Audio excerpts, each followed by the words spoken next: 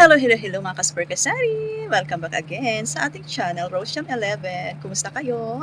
Kumusta ang buhay, ang hanap buhay, ang sarili, at everything? Okay ba? Dahil ako ay okay na okay naman. Yes, sana all okay.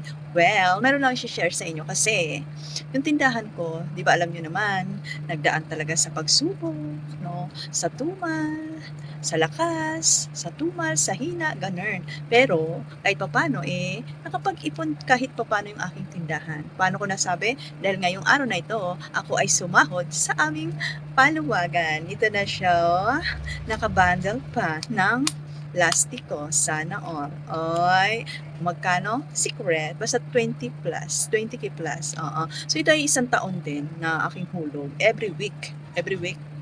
700. So, last year, kung naalala nyo pa, ang sahod ko sa paluwagan ay ginamit ko nung aking 40th birthday. So ngayon, dahil sumahod ako yung April, gagamitin ko naman to para sa dalawa kong anak na magbe-birthday ngayong April. Yes, April baby sila. So paghahatian na lang nila to.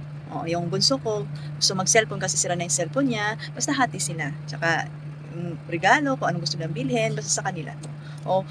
Kupitan siguro ako konti para pang personal. Oo. So, ang panganay ko naman ay magti-21 years old na. So, dibunan niya. Ngayong April din. Mauuna lang si Bunso.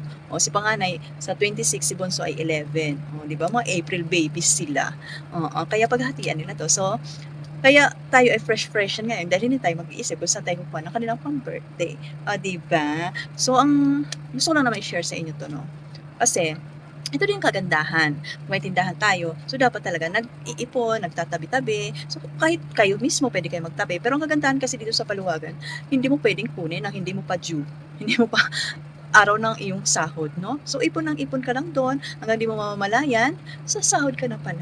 O di kung mayroon kang paggagamitan, ito na, mayroon na. At syempre, dito ako kumukuha sa tindahan ko ng panghulog ko every week. So ibig sabihin, yung naipon ko doon is mula dito din sa ating tindahan. So meaning, kita na yon. Kumita na ng 20k plus yung ating tindahan na sinahod natin at gagamitin natin para sa ating dalawang anak sa kanilang mga birthday.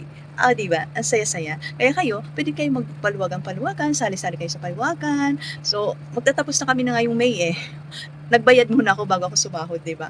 So, magtatapos na kami ngayong May, start na naman ng June. So, kuha ulit ako.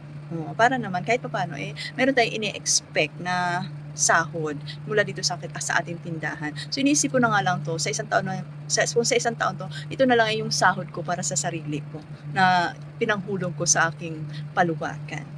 Diba? Kaya kung gusto nyo, sali din kayo ng paluwagan. Basta kayo na bahala kung gusto nyo mag-ipon sa bank, gusto nyo mag-ipon dyan sa bahay nyo, di nasa inyo. Basta importante, magtabi-tabi. Magtabi-tabi para sa sarili nyo, para sa anak nyo. Mayroon mga kaganapan, mga ganap, o di meron kayong pagkukunan. Okay, so yun lang. Bye.